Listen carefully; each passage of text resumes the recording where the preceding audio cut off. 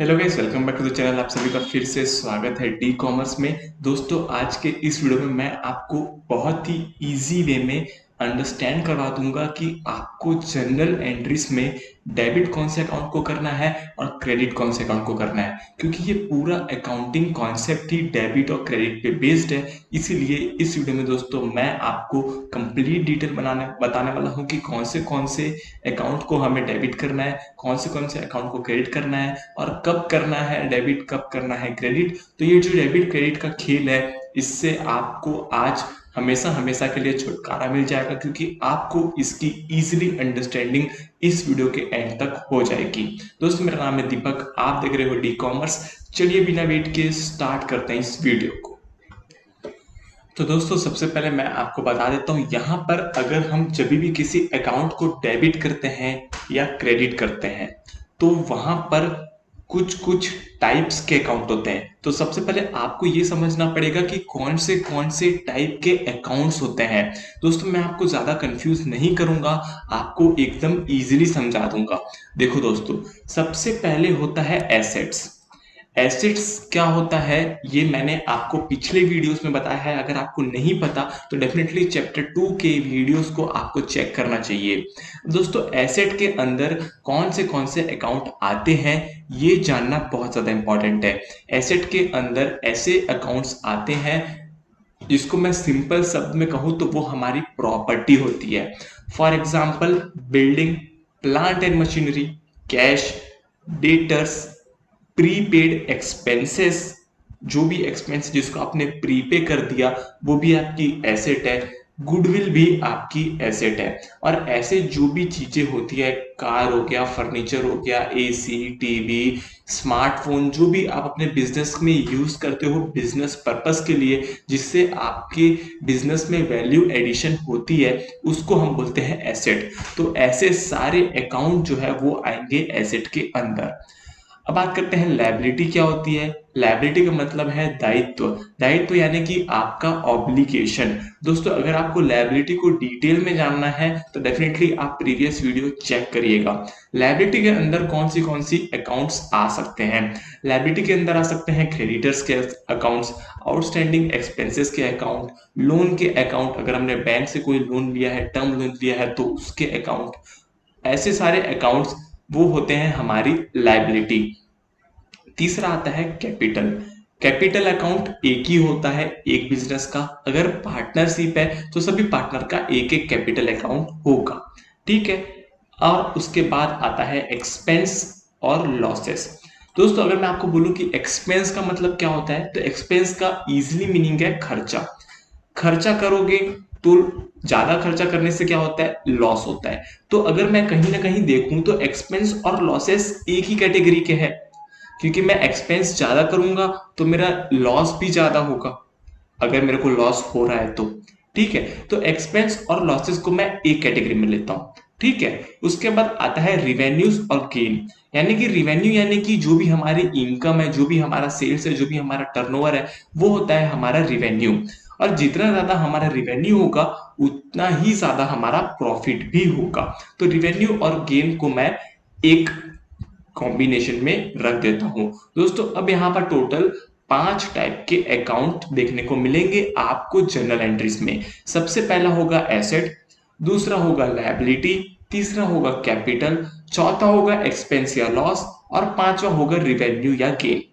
Simple है, आपको सबसे पहले किसी भी अकाउंट को बाइफरकेट करना है इन 5 चीजों में।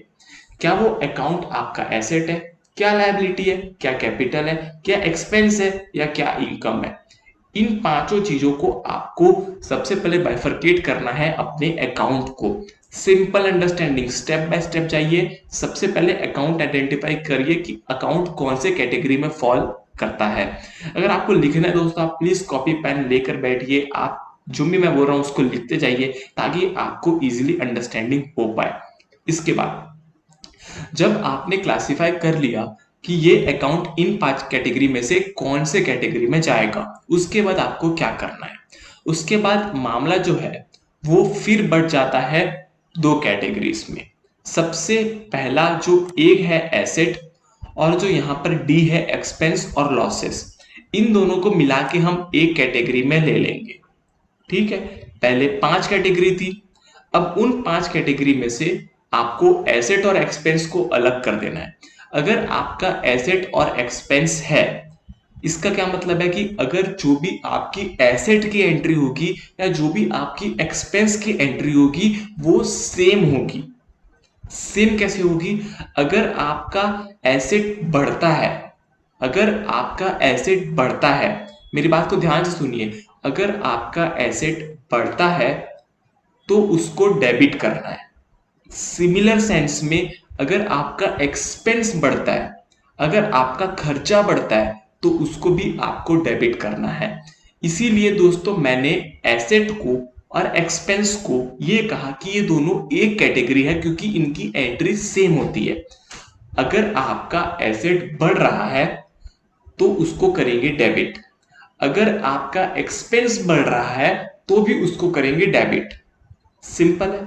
तो अब आप मेरे को बताइए, अगर मेरा एसेट कम हो रहा है तो मैं क्या करूंगा? क्रेडिट, क्योंकि डेबिट बढ़ने में हो रहा है तो क्रेडिट कम होने में होगा। अब आप मेरे को बताइए कि अगर मेरा जो एक्सपेंस है वो कम हो रहा है तो मैं क्या करूंगा? तो मैं उसको क्रेडिट करूंगा। सिंपल है। तो आपको एक बात ध्यान रखनी है, सबसे पहले आपको 5 कैटेगरी में डिवाइड करना है, एसेट, लायबिलिटी, एक्सपेंस, इनकम और कैपिटल। सिंपल है। अब आप इसमें से अलग कर दीजिए एसेट को और एक्सपेंस को। अगर एसेट और एक्सपेंस आपके बढ़ते हैं तो हमेशा डेबिट होगा। ये गोल्डन रूल आप अपने दिमाग में बैठा लीजिए।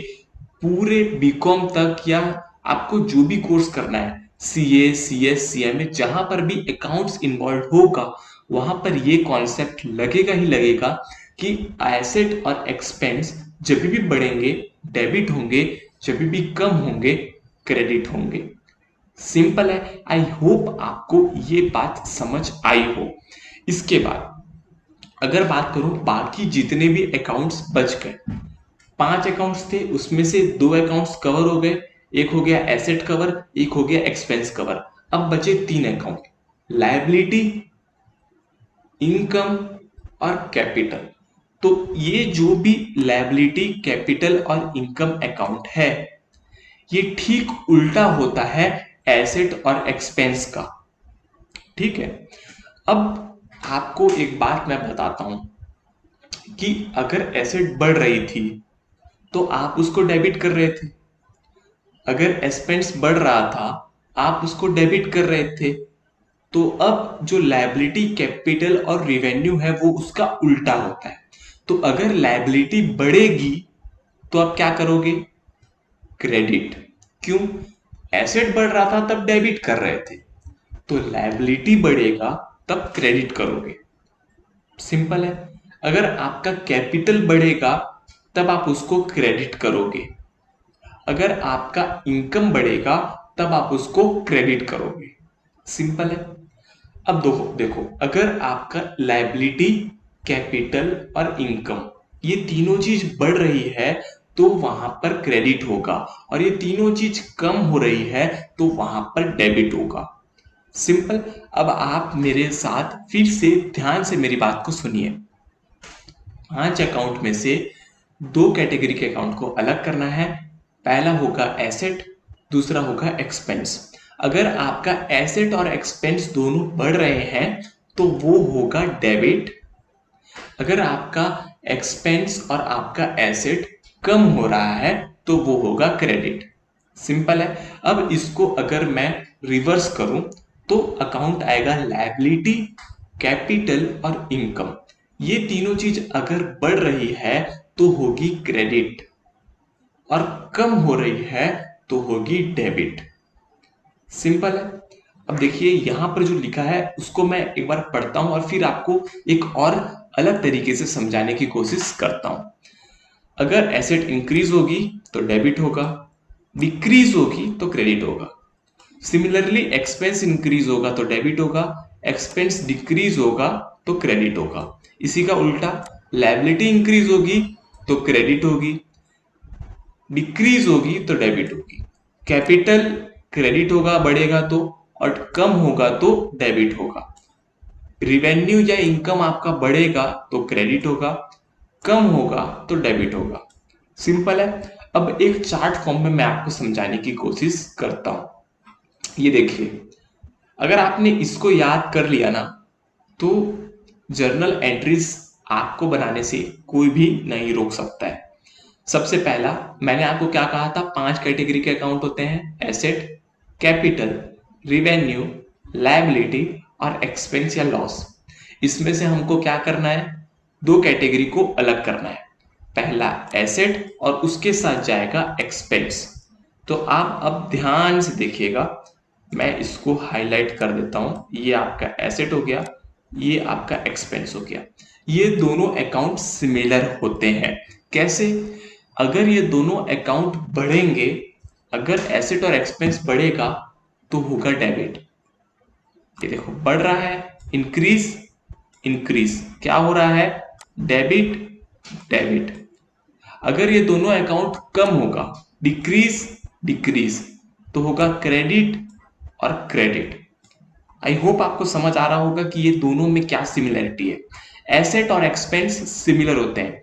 एसेट बढ़ेगा तो डेबिट होगा, एक्सपेंस बढ़ेगा तो डेबिट होगा। एसेट कम होगा तो क्रेडिट होगा, एक्सपेंस कम होगा तो क्रेडिट होगा। अब बाकी के जो 3 अकाउंट है वो सिमिलर है, ठीक है। बाकी ये जो 3 अकाउंट है वो सिमिलर है। लायबिलिटीज कम होगी तो डेबिट होगी, लायबिलिटीज बढ़ेगी तो क्रेडिट होगी, है ना। अब ये किस फॉर्म में चार्ट बना है, ये चार्ट इस फॉर्म में बना है कि लेफ्ट साइड में डेबिट होता है हमेशा और राइट साइड में हमेशा क्रेडिट होता है। हमेशा याद रखिएगा, लेफ्ट साइड में डेबिट होता है, राइट साइड में क्रेडिट होता है।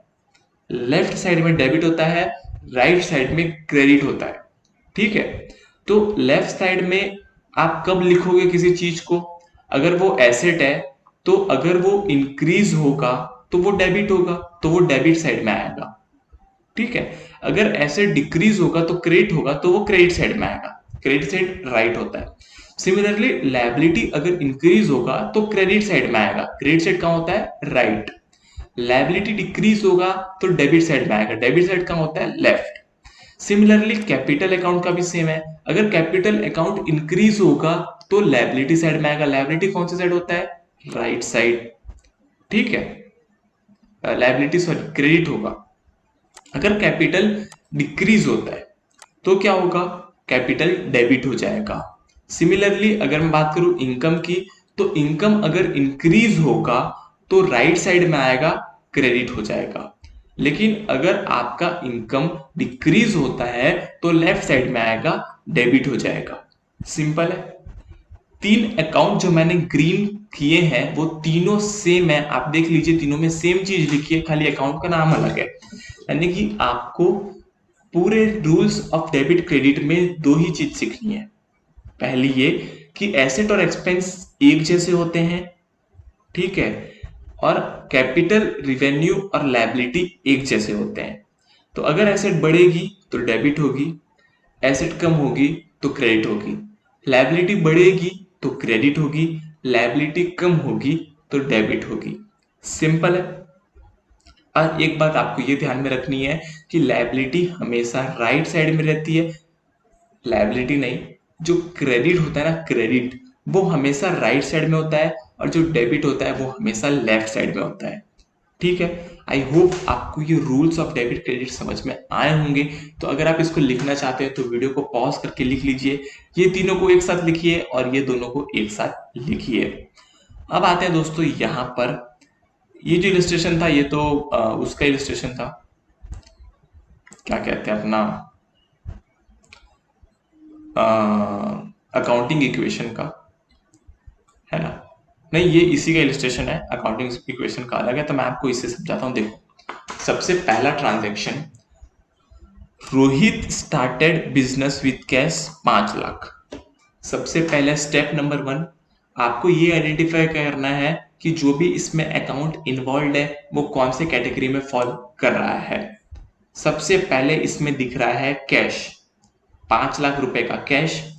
कैश कौन से अकाउंट में आता है, क्या कैश एसेट में आता है, लायबिलिटी में आता है, कैपिटल में आता है, या फिर एक्सपेंस में आता है या इनकम में आता है। कैश किस में आता है? कैश आता है एसेट में। ठीक है, पहला ये चीज आइडेंटिफाई हो गया कि कैश एसेट अकाउंट है। दूसरा, क्या कैश इंक्रीज हो रहा है या डिक्रीज हो रहा है? क्या कैश बढ़ रहा है या कम हो रहा है? क्या कैश आ रहा है या जा रहा है? क्योंकि कैश अगर आएगा तो कैश इंक्रीज होगा, कैश अगर जाएगा तो कैश डिक्रीज होगा। तो यहां पर अगर रोहित किसी बिजनेस को कैश से स्टार्ट कर रहा है तो डेफिनेटली रोहित कैश बिजनेस में ला रहा है। तो अगर कैश बिजनेस में आ रहा है तो कैश इंक्रीज हो रहा है। कैश क्या है? एसेट। अगर एसेट इंक्रीज होता है तो क्या करते हैं? डेबिट। तो कैश डेबिट होगा, कैश डेबिट होगा। डेबिट कौन सी साइड में होता है? लेफ्ट साइड में। तो कैश में लेफ्ट साइड में प्लस 5 लाख हो जाएगा। ये देखिए कैश अकाउंट बना है जिसके लेफ्ट साइड में प्लस 5 लाख लिखा हुआ है। अब दोस्तों यहां पर ये आइडेंटिफाई करना है कि दूसरा अकाउंट कौन सा है। दूसरा अकाउंट है रोहित। अगर रोहित बिजनेस स्टार्ट कर रहा है तो रोहित का अकाउंट कैपिटल अकाउंट होगा, क्योंकि रोहित प्रोपराइटर है। तो कैपिटल अकाउंट क्या हो रहा है? रोहित का अकाउंट कैपिटल अकाउंट है। अब ये जब 5 लाख ला रहा है कैश, तो क्या हो रहा है? एसेट बढ़ रहा है। ठीक है, और जो रोहित का कैपिटल अकाउंट है वो भी इंक्रीज हो रहा है 5 लाख से। ठीक है, अगर रोहित का अकाउंट कैपिटल अकाउंट है और अगर कैपिटल अकाउंट इंक्रीज होता है तो कैपिटल अकाउंट हमेशा क्रेडिट होता है। फिर से, अगर एसेट इंक्रीज होगा तो डेबिट होगा, लेकिन अगर कैपिटल लायबिलिटी इंक्रीज होगा तो क्रेडिट होगा। तो क्रेडिट किस साइड आता है? Right side. तो राइट साइड में आपको 5 लाख देखने को मिल जाएगा। ठीक है, ये थी पहली एंट्री। आई होप आपको समझ आ रहा हो। अगर आपको समझ में आए तो बिल्कुल कमेंट करिए कि आपको क्या चीज समझ नहीं आई, मैं रिप्लाई बिल्कुल दूंगा। दूसरा, open A bank account with an amount of 4,80,000। सबसे पहला आपको ट्रांजैक्शन समझने की जरूरत है। अगर कोई इंसान बैंक अकाउंट खोल रहा है 4,80,000 से, इसका मतलब क्या है? इसका मतलब ये है कि वो इंसान अपने बैंक अकाउंट में 4,80,000 जमा कर रहा है। सबसे पहली बात, बैंक अकाउंट किस कैटेगरी में फॉल करता है? सोचिए सोचिए, बैंक अकाउंट फॉल करता है हमेशा एसेट कैटेगरी में। एसेट कैटेगरी में फॉल करता है। बैंक अकाउंट में हम 4,80,000 रुपए डिपॉजिट कर रहे हैं, तो बैंक अकाउंट की वैल्यू बढ़ रही है। तो अगर एसेट की वैल्यू बढ़ेगी तो एसेट क्या होगी? डेबिट। सही में डेबिट होगी। डेबिट किस साइड आता है? Left side. तो हम देखेंगे कि बैंक अकाउंट के लेफ्ट साइड में 4,80,000 रुपए लिखा हुआ है। सिंपल है। अब दूसरा हमें यह सोचना है कि दूसरा अकाउंट कौन सा इन्वॉल्व है। जरा सोचिए, दूसरा अकाउंट कौन सा इन्वॉल्व है? दूसरा अकाउंट इन्वॉल्व है, बताइए। दूसरा अकाउंट इन्वॉल्व है कैश, क्योंकि हम कैश तो डिपॉजिट कर रहे हैं ना बैंक में। तो अगर हम कैश को बैंक में डिपॉजिट करेंगे तो बैंक बढ़ जाएगा और कैश कम हो जाएगा। बैंक बढ़ जाएगा और कैश कम हो जाएगा। कैश कम हो रहा है, ठीक है, क्योंकि हम कैश को बैंक में डाल दे रहे हैं तो कैश कम हो रहा है। तो अगर कैश कम हो रहा है तो कैश कौन सा कैटेगरी में फॉल करता है? एसेट कैटेगरी में। और एसेट अगर कम हो रही है, डिक्रीज हो रही है, कैश डिक्रीज हो रहा है, तो क्या करेंगे? क्रेडिट करेंगे। एसेट डिक्रीज होती है तो उसको क्रेडिट करते हैं। ठीक है, क्रेडिट कौन से साइड में आता है? राइट साइड में। तो कैश में पहले हमने 5 लाख लाया था, वो तो सेम लिखा ही हुआ है, फर्स्ट ट्रांजेक्शन। सेकंड ट्रांजेक्शन हमने 4,80,000 बैंक में डिपॉजिट कर दिए, तो वो हमने क्रेडिट साइड में लिख दिए हैं। सिंपल। आई होप आपको सेकंड ट्रांजेक्शन समझ में आया। तीसरा, bought furniture for 60,000 and issue cheque for the same. अगर हम चेक इशू कर रहे हैं तो हमारा पैसा कहां से कटेगा? बैंक से। ठीक है, अब यहां पर सबसे पहले आपको आइडेंटिफाई करना है कौन से दो अकाउंट इन्वॉल्व है। पहला फर्नीचर इन्वॉल्व है, दूसरा चेक इन्वॉल्व है। तो जो फर्नीचर है क्या वो बढ़ रहा है या कम हो रहा है? फर्नीचर हमने खरीदा 60,000 का, तो फर्नीचर बढ़ गया 60,000 से। फर्नीचर हमारे लिए क्या है? फर्नीचर हमारे लिए एसेट है। तो अगर एसेट बढ़ रही है तो हम करेंगे डेबिट। तो फर्नीचर के डेबिट साइड में यानी कि लेफ्ट साइड में आ गया 60,000। दूसरा, हम पैसा दे रहे हैं चेक से, तो अगर हम चेक से पैसा देंगे तो हमारा कैश तो कम नहीं होगा, कैश तो सेम रहेगा, तो हमारा बैंक अकाउंट कम हो जाएगा। बैंक अकाउंट क्या है? एसेट। और एसेट कम होता है तो हम क्या करते हैं? उसको क्रेडिट करते हैं। क्रेडिट कौन से साइड में आता है? राइट साइड में। तो हमने बैंक अकाउंट को 60,000 रुपीज से क्रेडिट कर दिया। सिंपल था थर्ड वाला। अब आते हैं फोर्थ वाले में, बॉट प्लांट एंड मशीनरी। पहला अकाउंट कौन सा मिला हमें इसमें? Plant and machinery. किससे खरीदा हमने? रामजी लाल से। किस पर्पस के लिए? बिजनेस के लिए। कितने रुपए में? 1,25,000 रुपए में। और हमने एडवांस दिया है 10,000 रुपए कैश में। सिंपल, हमने 10,000 रुपए कैश में दिया है।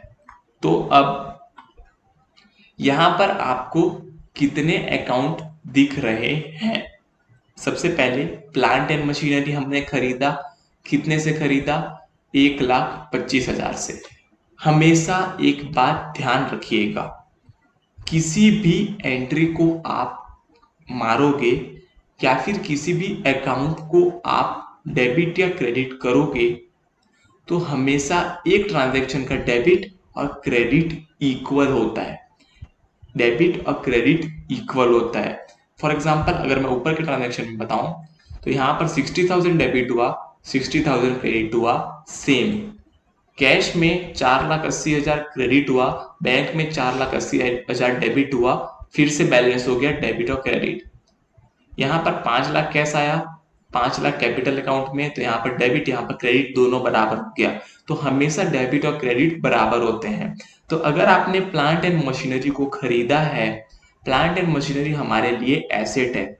कितने में खरीदा? 1,25,000 में। अगर हमने एसेट खरीदा है तो एसेट क्या होगा? इंक्रीज होगा।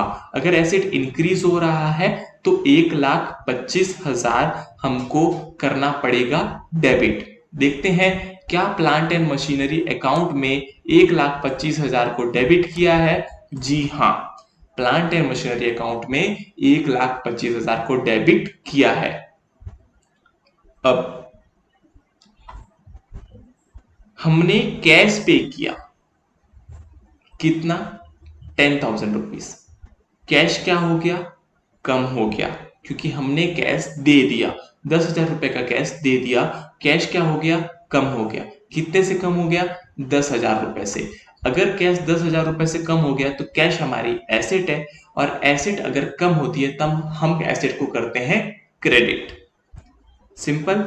तो अगर एसेट क्रेडिट होगी तो कैश को क्रेडिट साइड में 10,000 रुपीज लिखेंगे। ठीक है, कैश के क्रेडिट साइड में हमने लिख दिया 10,000 रुपीज। अभी हमारी एंट्री पूरी नहीं हुई। पूछो क्यों? क्योंकि हमारा डेबिट और क्रेडिट मैच नहीं हो रहा है। 1,25,000 हमने डेबिट किया और खाली 10,000 क्रेडिट किया, तो अभी हमें किसी न किसी अकाउंट को 1,15,000 से क्रेडिट करना होगा। वो अकाउंट कौन सा होगा? आइए देखते हैं। तो अगर हमने प्लांट एंड मशीनरी खरीदी है, 10,000 कैश में दिया, 1,25,000 की अमाउंट है, तो हमको और कितना पैसा देना होगा? और कितना पैसा रामजी लाल को देना होगा? हमको देना होगा 1,25,000 माइनस 10,000, 1,15,000।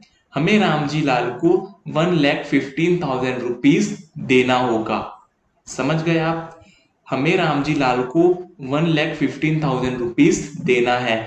अगर हमें किसी को कोई चीज देनी है तो वो हमारे लिए लायबिलिटी है, राइट।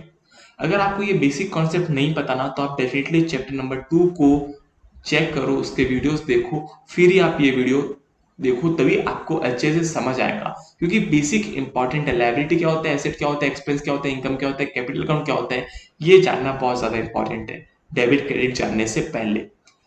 तो यहाँ पर हमें रामजी लाल को 1,15,000 रुपए देना है। रामजी लाल हमारे लिए लायबिलिटी है और हमारी लायबिलिटी बढ़ रही है। तो जब हमारी लायबिलिटी बढ़ती है तब हम क्या करते हैं, आप मेरे को बताओगे? जल्दी सोचो और बताओ। अगर लायबिलिटी बढ़ रही है तो हमें क्या करना है? अगर लायबिलिटी बढ़ रही है तो हमें लायबिलिटी को क्रेडिट करना है। तो अब हम 1,15,000 से रामजी लाल को क्रेडिट कर देंगे। सिंपल।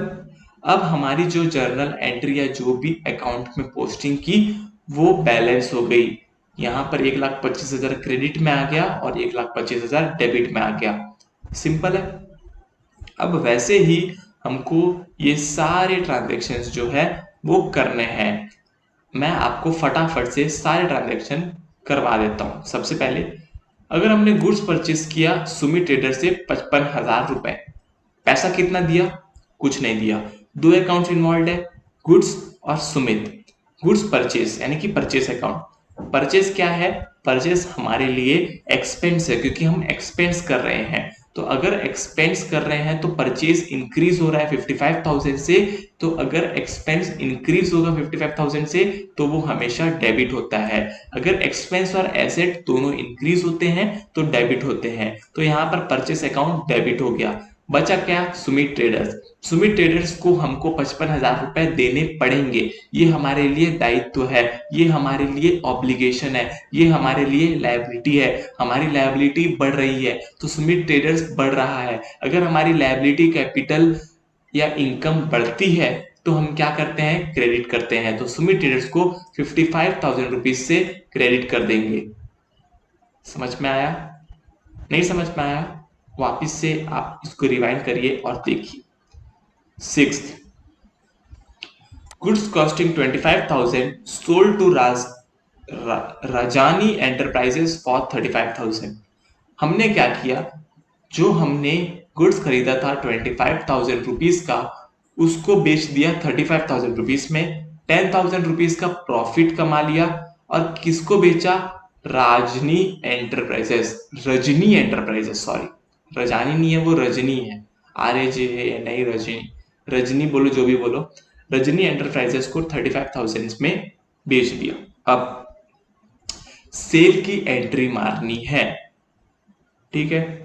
अगर मैं सोचूं मैंने रजानी एंटरप्राइजेस से क्या कैश लिया है, क्वेश्चन में कहीं नहीं लिखा, तो कैश अकाउंट नहीं आएगा।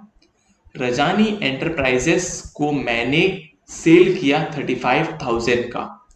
दो अकाउंट इन्वॉल्व है, पहला सेल, दूसरा रजानी एंटरप्राइजेस। सेल क्या हमारा इनकम है या एक्सपेंस है? सेल हमारा इनकम है। तो सेल बढ़ रहा है। तो जब भी हमारा सेल बढ़ता है या हमारा इनकम बढ़ता है तब हम कौन से कैटेगरी को देखते हैं? हम देखते हैं लायबिलिटी कैपिटल इनकम वाली कैटेगरी को। तो लायबिलिटी इनकम कैपिटल वाली कैटेगरी में जब भी हमारा इनकम बढ़ता है तब हम उसको क्रेडिट करते हैं। तो यहाँ पर सेल्स अकाउंट को क्रेडिट करेंगे। अब बचा कौन सा अकाउंट? रजनी अकाउंट। तो रजनी अकाउंट को हम करेंगे डेबिट, क्योंकि रजनी हमारे लिए डेटर्स है, वो हमको फ्यूचर में पैसा देगा, वो हमारे लिए एसेट है। तो जब भी एसेट बढ़ती है तो वो डेबिट होता है। सिंपल। इसके बाद हमने 2,500 रुपए कैश में दिए रेंट। दो अकाउंट इन्वॉल्व है, cash account, rent account. Rent क्या होता है? एक्सपेंस। रेंट बढ़ रहा है, एक्सपेंस बढ़ रहा है, तो रेंट क्या होगा? डेबिट। तो रेंट की डेबिट साइड में 2,500 रुपए आ चुके हैं। कैश कम हो रहा है क्योंकि हम कैश दे रहे हैं। कैश क्या है? हमारा एसेट। जब एसेट कम होता है तब हम एसेट को करते हैं credit. Simple, accounting entry match हो गई। हमने 5,000 रुपए सैलरी का पे किया ऑफिस एम्प्लॉय को।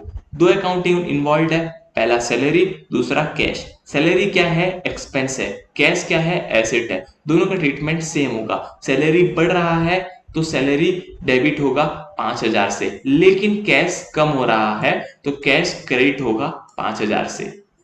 सिंपल था। आई होप आपको समझ आ रहा हो। Receive cheque as full payment from Rajni enterprises and deposited same day into the bank. अब जो ये हमने रजनी को उधारी में माल बेचा था 35,000 का, उससे हमको पैसा आ चुका है। ठीक है, रजनी से हमको पैसा मिल गया 35,000। तो आपको एक एंट्री तो क्लियर है कि आपको कैश को डेबिट करना पड़ेगा, क्योंकि कैश आया है, कैश एसेट है। कैश को हमेशा डेबिट करते हैं जब कैश आता है। तो कैश आया है 35,000, तो आपको 35,000 को डेबिट करना है। सिंपल। यहां पर ये बैंक अकाउंट, कैश नहीं आया है, चेक आया है। Cheque, sorry my mistake, cheque आया है। तो अगर चेक आया है तो बैंक अकाउंट में एंट्री होता है, कैश आएगा तो कैश अकाउंट में एंट्री होगा। तो बैंक अकाउंट को डेबिट कर दिया हमने। अब हमको क्रेडिट करना है किसी अकाउंट को। किस अकाउंट को क्रेडिट करेंगे? रजनी एंटरप्राइजेस को। क्यों? रजनी एंटरप्राइजेस पहले हमारे लिए क्या था? एसेट था। हमने रजनी एंटरप्राइजेस को माल बेचा था। अब हमारा एसेट कम हो गया। कम हो गया क्योंकि हमको हमारे एसेट ने पैसा दे दिया है। रजनी एंटरप्राइजेस ने हमको पैसा दे दिया, तो अब रजनी एंटरप्राइजेस को हम करेंगे क्रेडिट। देखो, एक शॉर्टकट तरीका बताता हूं आपको सोचने का। हालांकि ये तरीका इलीगल है, लेकिन अगर आप किसी सिचुएशन में फंस जाओ तो आप ऐसे सोच सकते हो। पहले इजी अकाउंट आइडेंटिफाई करो, जो कि हो गया कैश या फिर एसेट। कैश, एसेट, एक्सपेंस, ये तीन अकाउंट को आइडेंटिफाई कर लो। ये तीनों हमेशा बढ़ता है तो डेबिट होता है, हमेशा घटता है तो क्रेडिट होता है। ये आप अपने दिमाग में बैठा लो। एक चीज इससे आसान ये है कि आप ये याद रखो कि कैश कभी भी आएगा तो डेबिट होगा और कैश कभी भी जाएगा तो क्रेडिट होगा। ये एक गोल्डन रूल है, आप अपने दीवार में लिख दो। दीवार में लिख दो कि कभी वो मिट ना पाए। कैश जब भी आएगा तो डेबिट होगा, कैश जब भी जाएगा तो क्रेडिट होगा। ये बहुत बड़ा स्टेटमेंट है। कैश कभी भी आएगा तो डेबिट होगा, कैश कभी भी जाएगा तो क्रेडिट होगा। तो आपको सोचना कैसे, अगर कहीं भी कैश इन्वॉल्व है तो आप सबसे पहले देखो कैश आ रहा है, जा रहा है। कैश आ रहा है तो एक एंट्री तो है कि कैश डेबिट होगा।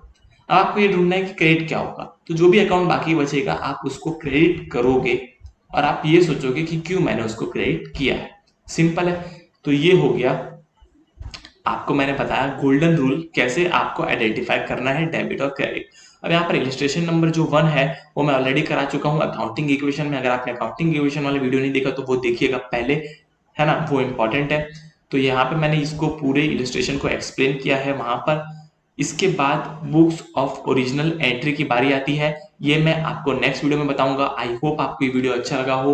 वीडियो अच्छा लगा हो तो लाइक करिए, शेयर करिए, सब्सक्राइब करिए चैनल को, क्योंकि मैं ऐसे ही डिटेल में आपकी अंडरस्टैंडिंग को बढ़ाऊंगा और आपको इस लायक बनाऊंगा कि एग्जाम से पहले आपको अकाउंट्स में कोई भी टेंशन नहीं होगी और आप 90+ स्कोर कर पाओगे। Thank you, thanks for watching. आज के लिए इतना ही। जय हिंद, वंदे मातरम।